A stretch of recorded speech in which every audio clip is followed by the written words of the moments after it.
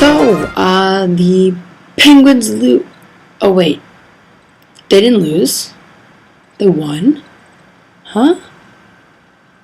Yes, that was my reaction when I heard that the Penguins had actually won the game after Dan Boyle's goal got called back for a double hit in the shootout. The Penguins were literally off the ice, getting unchanged, and Sidney Crosby had to call them back, telling them to keep going in the shootout. Brandon Sutter scores, and the Penguins win. And that was hilarious. I mean, apparently they were laughing and giggling. The fans had left. The press had already made their way down to the bench. Like, can you just imagine going from that feeling of low to feeling high in a span of like minutes? I mean, if you look at it closely, he does double tap the puck, and that's a rule, but I've never ever seen that before. A weird way to win. I mean, good effort. Glad they won. Good on them. Solid win, but man, was that strange. Yeah, so Penguins win 3-2 in a second chance shootout. Brandon Sutter scoring the winning goal in the shootout. Sidney Crosby also scoring a beautiful goal in the shootout. He is now 2 for 2 on the year. While he did not get a point in this game, he did score a goal in the shootout, and it was a nice goal on Henrik Lundqvist. It seems like every time Crosby has a breakaway in Lundqvist, he misses the first one, but scores the second one. So maybe he sees something he likes in the second one and changes it up, but I've just noticed that it's a bit of a trend. Team Canada in the gold medal game, he missed the first breakaway, scored the second one. Earlier today, in overtime, missed the first one, scored the second one. In the playoffs last year, I don't know what it is, but Lundqvist also made a great stop on Letang, who hasn't taken a shootout in a couple of years because the Penguins have had James Neal and they've had Jokinen, and it was a nice move by Letang. I was surprised that Mike Johnson put him before Sutter, but it was a good save. It was a good move. And Penguins win. I'll admit I did not see the game. I was out, but I did watch the highlights, and I saw the end of the game, and when I saw that the Penguins were redoing the shootout, I was very surprised, and I was like, oh, well, this is weird. But anyways, yeah, as Malkin said best, he was mad, but then they redid it, and they won, so he was happy, and all is right with the world. So it was a very, very exciting game from what I've heard from start to finish. The highlights were pretty amazing. There were some great saves. Malkin's turning into quite a tough guy. He made a nice, huge hit on Girardi.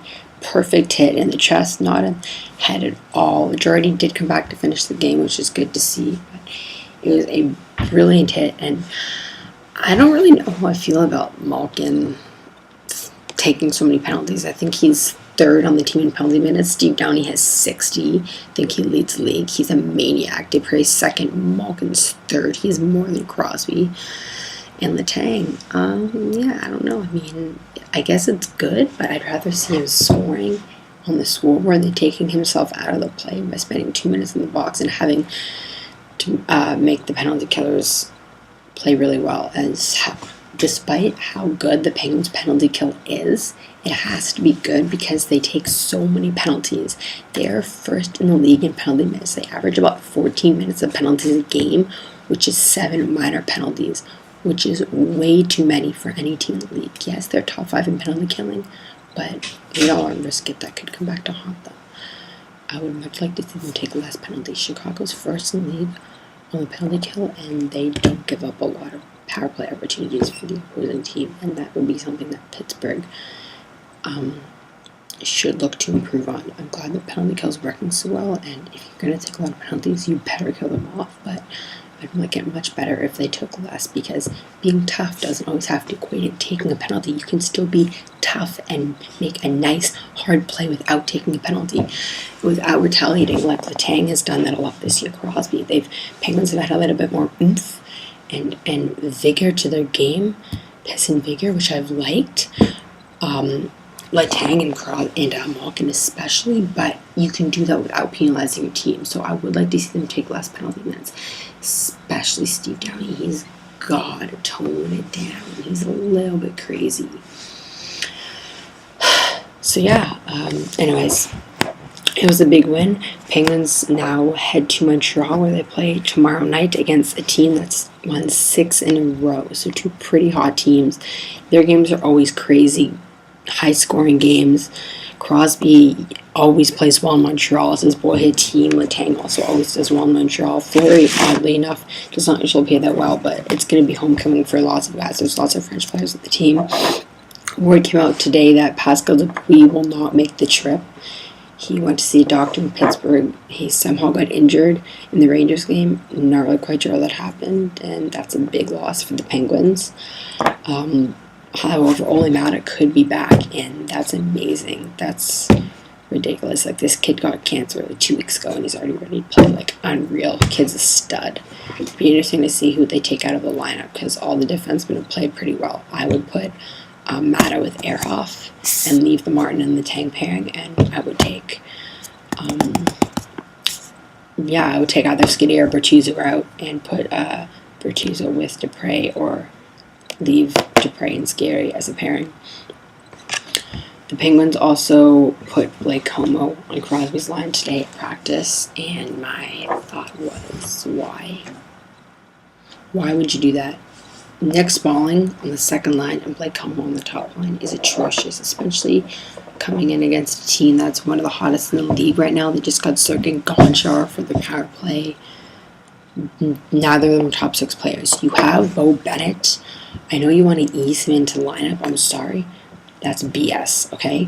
Just like you eased Malkin into lineup, kid wants to play. He played so well in Wilkes-Barre. He showed that he's NHL ready. Play him on the top line. Play him with Crosby. See what happens. That's where he was playing last year when he got hurt for the season. And he's looked good with Crosby. He's had some good chemistry. The only way to test a young player and see how good they are is to play them. You're not going to get that by playing him 10 minutes a game and not giving him power play time. Steve Downey should not be playing on the power play ahead of Beau Bennett. Maybe that's something to think about. The Penguins are not doing well on the power play. That could be a change, and there's no reason that Nick Spaulding should be playing with Evgeny Malkin. If you're not going to put Beau Bennett with Crosby, put him with Malkin, because one of those two is going to need another outlet on the line. They can't do it all themselves. Crosby and with Kunitz and Como and Malkin with Hornqvist and Spaulding is not good enough. It's not going to get it done. Not in the playoffs, not when we get to the better teams. So that's going to have to be something that they're going to change, because it's getting ridiculous. Zach Sill is going to be on the 4th line. That means Marcel Gosh again is going to be with Zach Sill and Craig Adams. Like, that's an atrocious lineup. That's a really bad 4th line, and I would definitely look to make a change. Why Beau Bennett is not on one of the top 2 lines is beyond me. I really hope that he is soon, because we're not going to know we have in him if he's not even playing. If he's playing 10 minutes a game, how are you going to know? Anyways, that's all I have for this one. We'll see you tomorrow when the Penguins take on the Habs in Montreal. Please like if you like this video, subscribe if you really like it, tell with all your friends, share everyone, and I'll see you after the game.